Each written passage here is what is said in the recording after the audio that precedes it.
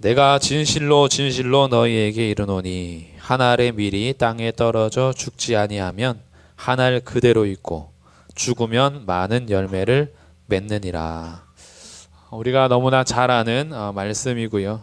이 말씀의 뜻 자체를 아마 모르진 않을 겁니다. 그리고 이것은 하나님께서 창조하신 창조 질서 안에서도 씨앗이 땅에 떨어져서 그 씨가 죽어야지만, 썩어져야지만 그를 감싸고 있던 그 껍데기가 부서지고 그 안에 있는 생명이 싹을 터서 나무가 되든 꽃이 되든 열매를 맺어가는 하나님의 창조 질서 안에서 이 자연을 벗삼아 하나님께서 농부들의 삶을 그들에게 비추어서 자신의 말을 이야기를 주님께서 지금 하고 계십니다. 우리는 금요일 12월에 들어서 예수님께서 이 땅에 오신 이유를 살펴보고 있습니다. 예수님이 이 땅에 오셔서 모세가 광야에서 뱀을 든 것처럼 인자도 들려야 할 것인데, 이렇게 들림으로 인하여서 하나님이 세상을 이처럼 사랑하사 독생자를 주셨으니 이는 그를 믿는 자마다 멸망하지 않고 영생을 얻게 하려 하심이라. 주님께서 오신 이유가 우리로 하여금 멸망하지 않고 영생을 얻게 하려는 것인데, 이런 거듭남, 정말 우리 다시 태어남, 하늘에서 생명을 다시 공급받게 하기 위해서 예수님께서 이 땅에 오셨는데, 하나님께서 우리 이렇게 사랑하셔서 독생자를 주셨다라는 거죠. 그렇게 하면 이제 예수님께서 그래서 이 땅에 오셨는데, 이 땅에 오셔서 우리에게 멸망하지 않고 영생을 주게 하기 위해서 걸어가시는 그 예수님의 길은 도대체 어디였는가라는 거죠. 우리에게 생명을 주시기 위해서 예수님이 걸어가는 그 길은 어디였는가, 그리고 그 길을 왜 걸어가셨는가라는 것을 다시 한번 우리가 생각해 보는 겁니다. 우리는 이런 것들에 대해서 답을 너무 잘 알다 보니까 굉장히 진부하게 느껴지기도 하고, 또 예수님 십자가 죽으심 이렇게 반응할 수 있는 마음이 우리들의 마음이기도 한데요. 오늘 이 예수님의 죽으심이 과연 주님께서 이루어 가시는 그 길 속에서 우리에게 생명을 주셨을 뿐 아니라 그 걸어가신 이유에 더 큰 의미가 있거든요. 그래서 그것들 우리 함께 살펴보며 알아가면서 예수님의 그 십자가 죽으심에 대한 풍성한 하나님의 은혜가 우리 가운데 오늘 깨우쳐지고, 그래서 하나님 앞에 더 서는 그런 복된 밤이 되기를 기대하면서 하나님 말씀을 나누도록 하겠습니다. 먼저 12장 24절에서 예수님께서 한 알의 밀이 땅에 떨어져 죽지 아니하면 한 알 그대로 있고 죽으면 많은 열매를 맺는다라고 하면서 이 죽으심에 대해서 얘기하는데, 예수님의 죽으심에 대한 이야기는 여기에서만 하는 것이 아니라 계속해서 하시는 말씀 가운데 있어요. 그런데 이것이 지금 조금씩 더 우리에게 굉장히 직접적으로 이제 말씀을 해 주시는데, 우리 간략하게 한번 오늘 그래도 정리하면서 예수님의 죽음에 대한 이야기를 조금 더 살펴보도록 하겠습니다. 먼저 10장에서요. 또 유명한 말씀을 하시죠. 10장 11절. 나는 선한 목자라. 선한 목자는 양들을 위하여 목숨을 버리거니와. 예수님께서 자기를 선한 목자로 소개하시면서 선한 목자는 양들을 위해서 목숨을 버린답니다. 그래서 15절을 우리 같이 한번 읽어보겠습니다. 10장 15절 시작. 아버지께서 나를 아시고 내가 아버지를 아는 것 같으니 나는 양을 위하여 목숨을 버리노라. 예수님께서 양을 위하여 목숨을 버릴 것임에 대해서 이미 말씀을 하셨죠. 그리고 17절 우리 읽어보겠습니다. 17절 시작. 내가 내 목숨을 버리는 것은 그것을 내가 다시 얻기 위함이니 이로 말미암아 아버지께서 나를 사랑하시느니라. 예수님께서 목숨을 버리시는 이유, 그것을 내가 다시 얻기 위함이다. 생명을 버려서 생명을 얻기 위함인데, 이로써 아버지께서 나를 사랑하신다라는 하나님 아버지와의 관계를 얼핏 비추어 주십니다. 그리고 나서 조금 더 나가서 11장에서는요. 예수님께서 무엇을 말씀하시느냐? 11장 25절과 26절인데요. 읽어보겠습니다. 11장 25절 26절 시작.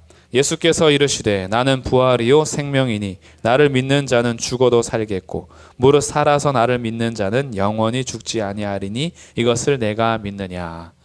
10장에서 예수님은 양들을 위하여 죽을 것을 말씀하셨는데 11장에 와서는 나사로를 살리시는 장면에 나는 부활이요 생명이다 그랬어요. 그래서 나를 믿는 자는 죽어도 살겠고 살아서 믿는 자는 영원히 다시 죽지 않는다라는 예수님께서 말씀하시고 나서 이것을 내가 믿느냐라고 했습니다. 그러니 예수님은 양들을 위하여 목숨을 버리는 분뿐 아니라 예수님 그분 자체가 부활이고 생명이신 거죠. 그런 가운데 12장까지 온 거예요. 그러니까 예수님은 이 죽음에 대해서 갑자기 말씀하시는 것이 아니라 끊임없이 계속 말씀해 주고 계세요. 그리고 요한은 이 복음서를 통해서 예수님의 죽으심을 점차적으로 계속 밝혀 가운데 있습니다. 이게 밝혀가는 가운데에 예수님께서 또 하나의 이야기를 하시는데 내 때가 됐는지 안 됐는지까지 얘기하세요. 내 때가 아직 아니다. 내 때가 되었다라는 것까지 해서 예수님께서 이때 죽으시러 오신 그 때를 분명하게 선언하시면서 말씀하는 가운데 오늘 12장 24절까지 온 거죠. 그러니까 예수님의 이 죽으심이요, 예수님을 따르는 자들의 기대와 다른 거죠. 예수님을 믿는 자들, 예수님을 추종하는 자들의 생각과 달라요. 그들이 원하는 바가 다릅니다. 그들이 원하는 것은 예수님을 통해서 한 자리 얻기를 원하고, 예수님을 통해서 내가 문제가 해결되기를 원하며, 예수님이 이 땅 가운데 왕으로 오심을 그들은 부정하지 않아요. 받아들이는데 그 왕됨에 대해서 달라요. 지금 이 12장 24절에서 하늘의 미라를 얘기하기 전의 사건이 무엇이냐? 위에 잠깐 보시면 12장 13절 종려나무 가지를 가지고 맞으러 나가 외치되 호산나 찬송하리로다 주의 이름으로 오시느니 곧 이스라엘의 왕이시여. 왕됨을 부정하진 않죠. 지금 이 이야기를 하시기 직전 사건이 뭐냐 하면 예루살렘 입성 종려주일, 우리가 기념하는 종려나무 가지를 깔고 예루살렘 입성하는 그 시간인 거예요. 그럼 이제 예수님께서 종려나무 가지를 깔고 들어오는 예루살렘 입성 사건 이후에 이제 한 4일 정도 지나면 4일 5일 안에 예수님은 십자가에서 죽으실 거예요. 근데 일주일도 채 지나기 전에 백성들은 뭐라고 외쳤냐 하면 호산나 찬송하리로다 주의 이름으로 오시느니 곧 이스라엘의 왕이시여. 그들이 예수님을 왕이 아니라고 부정한 건 아니었어요. 이들은 오병이어 사건 이후에도 예수님이 보리떡 5개, 이 떡 5개와 빵 5개와 물고기 2마리로 5,000명을 먹인 사건에서도 우리를 이렇게 부유하게 하실 수 있는 분, 우리를 이렇게 먹일 수 있는 분, 이분이 우리 왕이 돼야지. 그래서 오병이어 사건 이후에도 왕으로 섬기려고 예수님을 추대하기도 했어요. 예수님께서 그 자리를 피하셨죠. 지금도 예수님께서 예루살렘에 입성하시니까 이들의 기대는 이스라엘의 왕인 겁니다. 호산나 찬송하는 거예요. 우리를 구원해 달라는 거죠. 이들의 구원은 예수님께서는 죄로부터 구원하러 오신 것인데 이들의 구원은 자기들의 질병에서, 자기들의 압제에서, 자기들의 문제에서 예수님께서 구원해 주실 것을 기대하고 있는 거죠. 그러니 예수님께서 오신 이유는 분명하게 죽음에 대해서 얘기하고 있는데 양들을 위해서 죽기 위해서 걸어가고 계시는데 이들은 예수님이 죽으시면 안 돼요. 예수님은 로마 군인을 쫓아내야 되고요. 예수님은 로마가 섬기는 황제를 납작하게 만든 다음에 내가 진짜 왕이야 라고 선언하셔야 되는 거죠. 이들이 기대했던 바는 이런 거예요. 그 바로 전의 사건에서도요, 나사로가 살림을 받잖아요. 아니 죽은 나사로까지 살리시니까 이 바리새인들이 모여서 뭐라고 얘기하느냐? 12장 19절입니다. 바리새인들이 서로 말하되 볼지어다 너희 하는 일이 쓸데없다. 보라 온 세상이 그를 따르는도다. 자기들이 아무리 막고 방해하고 그를 따르지 못하게 하려고 했어도 나사로 죽음, 부활, 다시 살린 사건 이후에 온 무리들이 예수님을 추종하며 따르기 시작합니다. 그 전부터도 사실 그랬지만 더 믿는 무리들이 많아졌어요. 그래서 그를 따라오고 있어요. 바리새인들이 낙심했어요. 우리가 하는 일이 다 소용없다. 온 세상이 그를 따르지 않느냐. 이런 가운데 주님께서는 지금 이 죽음을 얘기하고 있는 거예요. 근데 이 죽음을 얘기하는데 예수님께서 이 죽음을 얘기하기 직전에 뭐라고 하시냐면 12장 23절을 읽어보겠습니다. 시작. 예수께서 대답하여 이르시되 인자가 영광을 얻을 때가 왔도다. 자, 인자가 뭐 할 때가 왔어요? 영광을 얻을 때가 왔대요. 이거는 지금 신호탄입니다.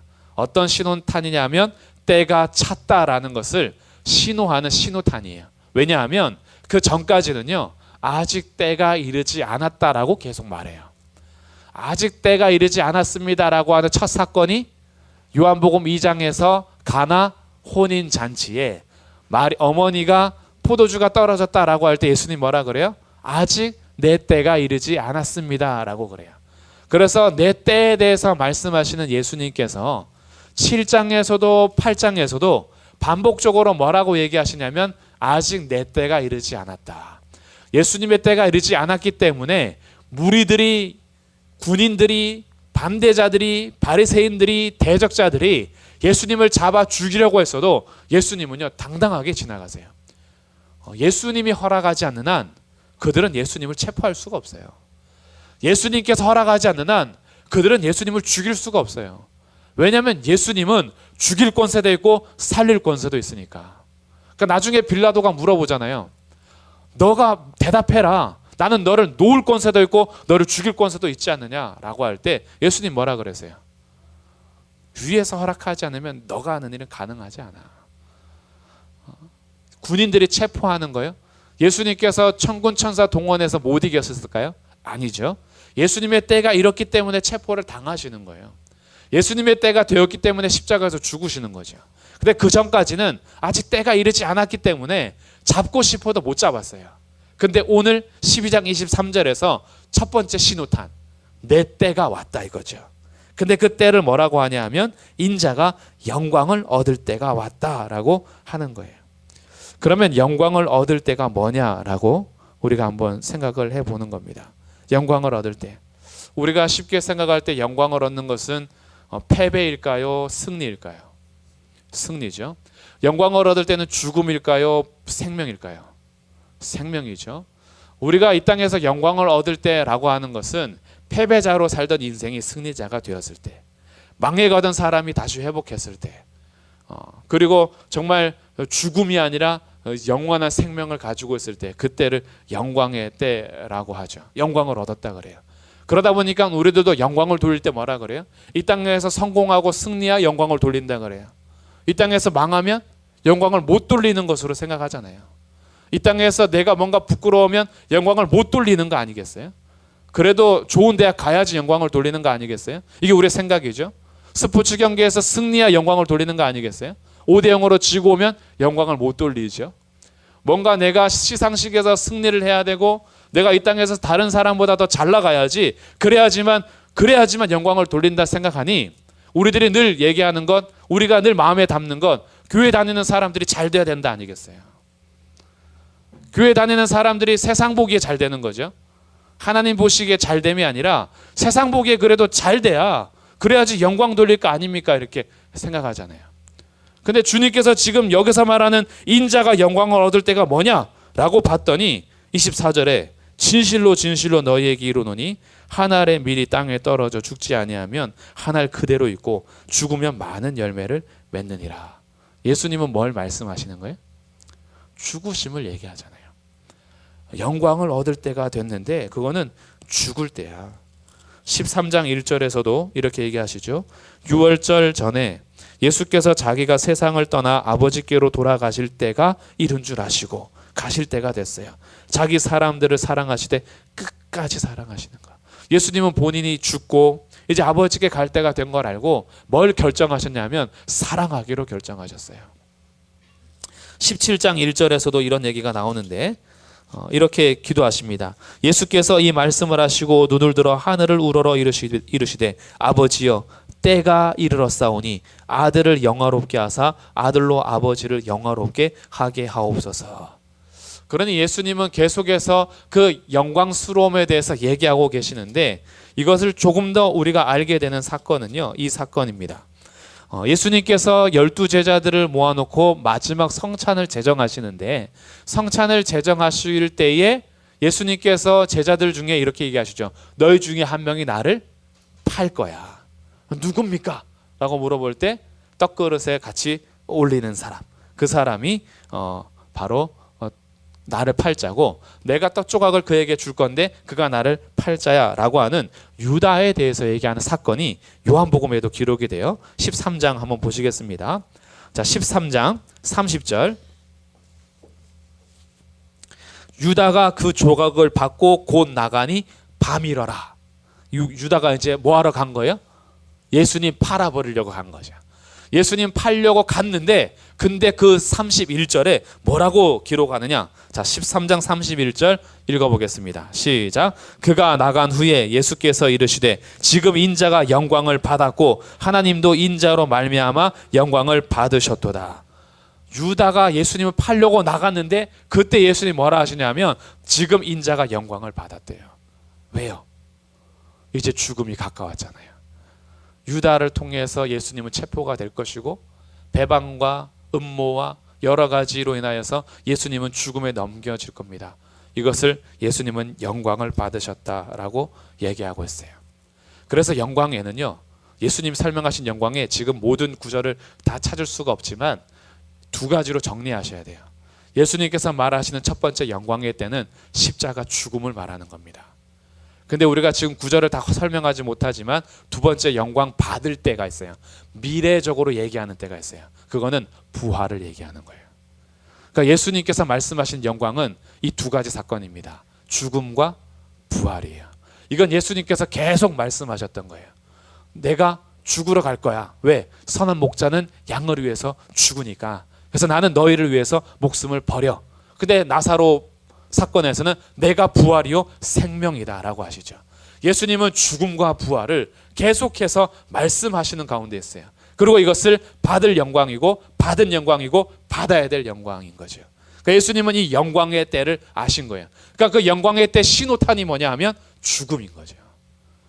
부활이 전에 죽음이 있어야 되니까 예수님은 지금 그걸 말씀하는 겁니다. 12장 24절에서 이제 영광의 때가 이르렀어요. 근데 영광의 때가 이르렀다라고 하는 그때가 바로 언제냐 봤더니요, 12장 20절 명절에 예배하러 올라온 사람 중에 헬라인 몇이 있는데 그들이 갈릴리 베세다 사람 빌립에게 가서 청하여 이르되 선생이여 우리가 예수를 배웁고자 하나이다. 빌립이 안드레에게 가서 말하고 안드레와 빌립이 예수께 가서 엽주니 그때 예수님께서 말씀하시는 것 인자가 영광을 얻을 때가 왔도다.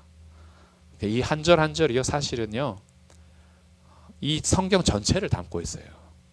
그러니까 예수님이 이제 때가 됐다라고 말할 때가 언제나 봤더니 헬라인 중에 몇 사람이 예수님께 면담 요청했을 때. 왜 그랬을까요? 예수님이 이 땅에 다윗의 자손으로 오셨거든요. 유대인의 혈통에 따라 오셨어요. 유대인으로 사셨습니다. 근데 예수님은 유대인을 구원하러 온 유대인의 왕이 아니라 열방을 구원하러 오신 온 세상의 구주였어요. 근데 지금까지 유대인 안에 갇혀있던 이들이요, 예수님께서 제자들을 파송해서 복음이 전파되기 시작하자 바리새인들은 온 세상이 그를 따른다라고 얘기하더니 헬라인 중에 몇이 예수님을 면담하러 온 겁니다. 시작된 거예요. 뭐가 시작됐냐 하면 아브라함 때 약속하셨던 언약이 성취될 때가 온 겁니다. 그로 말미암아 천하 만민이 복을 얻으리라. 그 씨로 말미암아 천하 만민이 복을 얻을 건데 그 씨가 예수님이고 예수님이 오셔서 천하 만민이 복을 얻는 그 첫걸음 헬라인 몇이 그들에게 왔잖아요. 그 예수님 말씀하시는 거예요. 이제 이 씨는 죽어야 돼요. 이 씨는 죽어야 열매가 맺혀요. 그래서 이때를 영광의 때가 이르렀다라고 말씀하신 겁니다. 우리가 지금 이 예수님 오신 이유에 대해서 같이 한번 생각해 보면서 예수님께서 이 땅에 오신 이유가 결국 예수 믿는 자를 멸망하지 않고 영생을 얻게 하려 하심인데 그것이요 우리에게 적용이 될 때 그렇지 나를 살리기 위해서 오신 거 맞아요.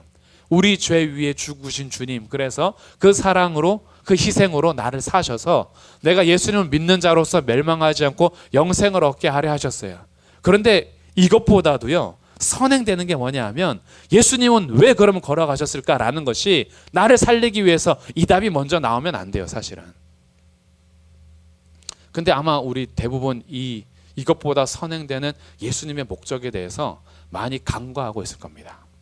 예수님의 십자가가 그저 나 개인 구원하려고, 나를 구원하려고, 예수님께서 이 땅에 오셔서 십자가에서 죽으신 그 이유가 멸망받지 말라고, 그래서 나를 영생을 주시기 위해서 너무나 중요한 거죠. 예수님이 나를 멸망하지 않고 영생을 얻게 하신 거 너무나 중요하죠. 근데 예수님이 왜 끝까지 십자가의 길을 갈 수 있었느냐? 그것보다 선행되는 목적이 있었기 때문에 그래요. 그게 뭘까요?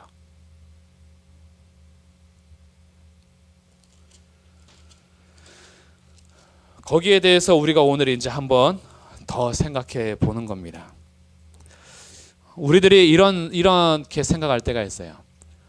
결국 십자가, 그것이 죽음이고 그 죽음으로 영광을 얻기 때문에 우리들도요, 내가 죽으면 영광을 얻는다라는 개념까지는 알 거예요.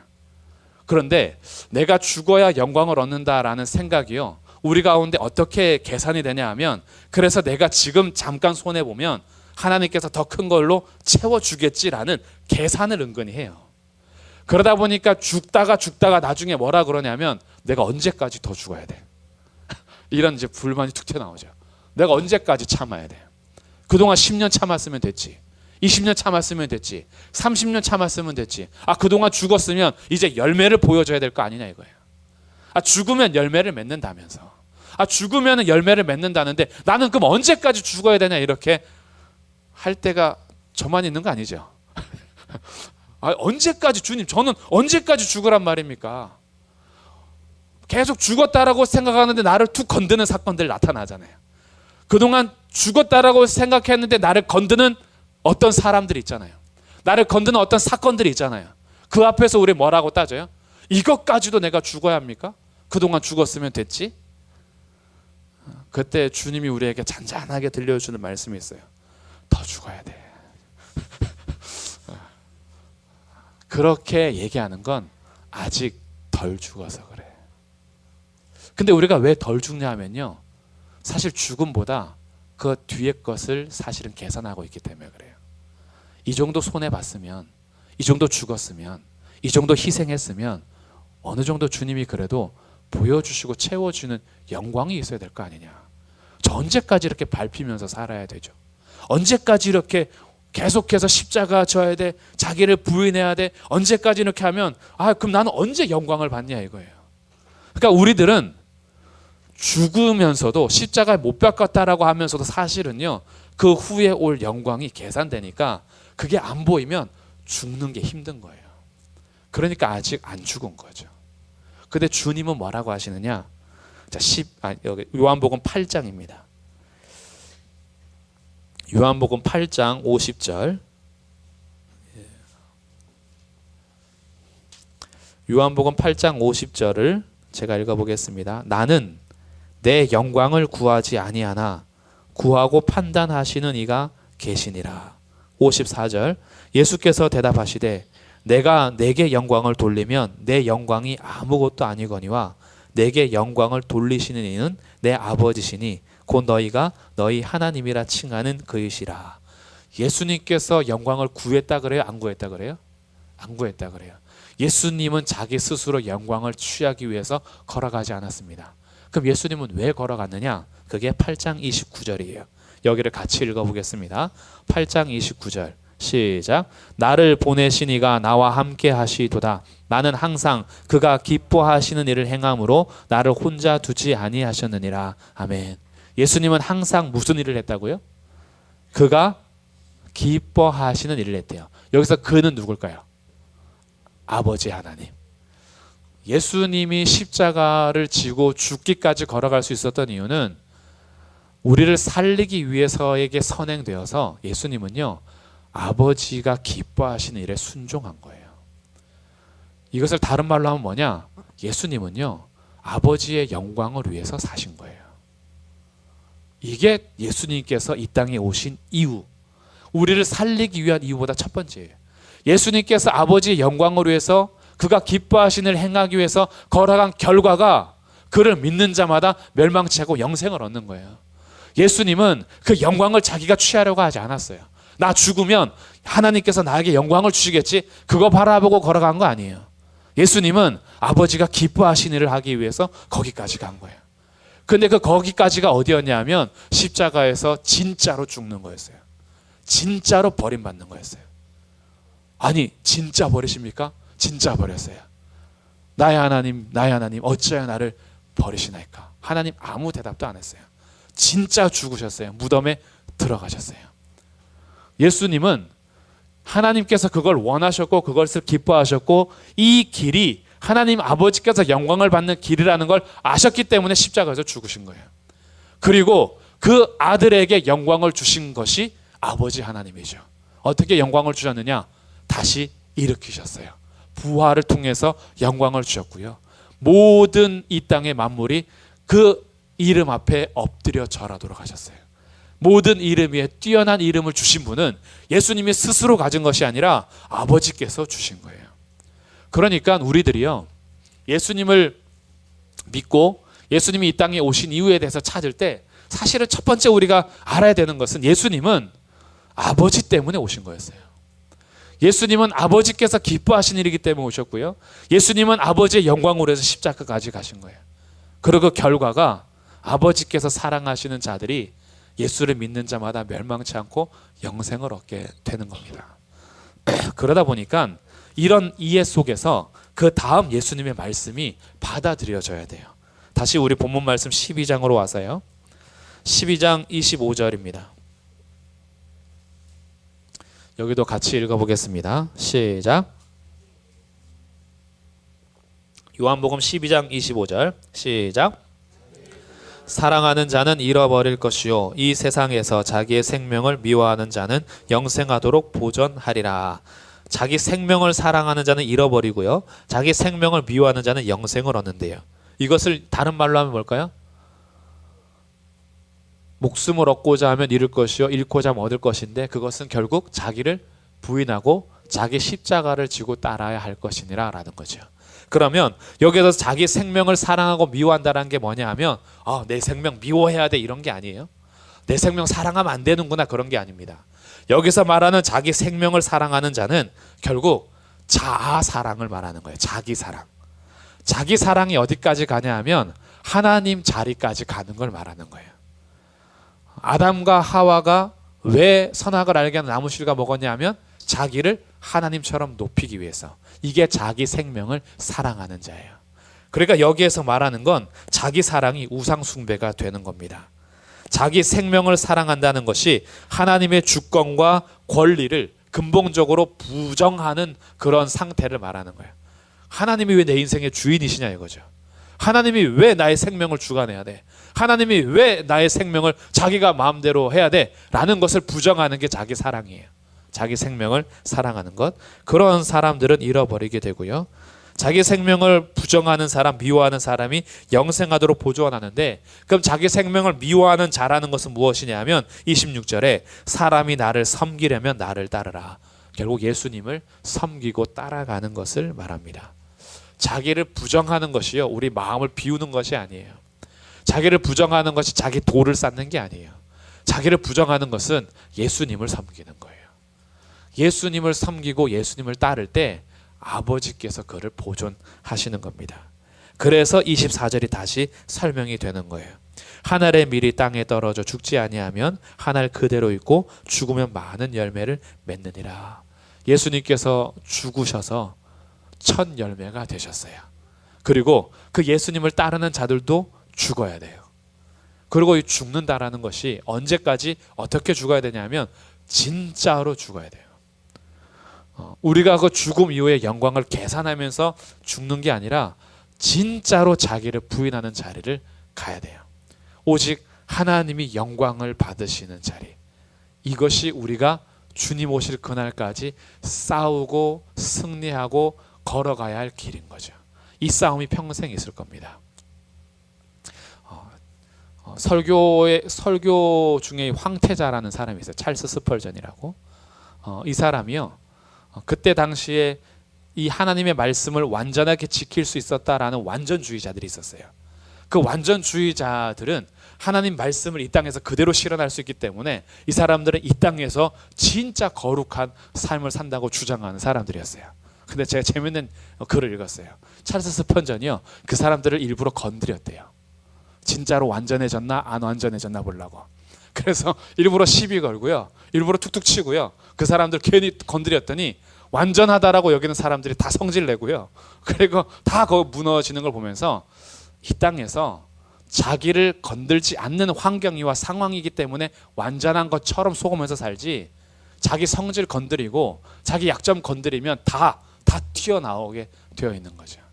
그러니까 우리가 이 땅에서는 완전해질 수 없는 건 사실이에요.